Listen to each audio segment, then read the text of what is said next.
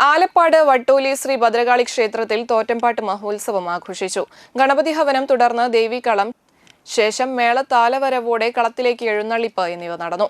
കളത്തിൽ പറയെടുപ്പുണ്ടായി. ശേഷം വൈകിട്ട് മഞ്ഞപ്പൈറ്റടി, ദീപാരാധനയ്ക്ക് ശേഷം ദേവിയുടെ രൂപക്കളം, മേളതാലവരയോടെ ദേവിയുടെ രൂപക്കളത്തിലേക്ക് എഴുന്നള്ളിപ്പുമുണ്ടായി. പുലർച്ചെ ഗുരുതിയോടെ തോറ്റംപാട്ട് മഹോത്സവത്തിന് സമാപനം കുറിച്ചു. ക്ഷേത്രതന്ത്രി ചേറ്റുപുഴ വിശ്വനാഥൻ, ക്ഷേത്രം മേൽശാന്തി നിജിത് ശാന്തി എന്നിവർ ചടങ്ങുകൾക്ക് മുഖ്യ കാർമ്മികത്വം വഹിച്ചു.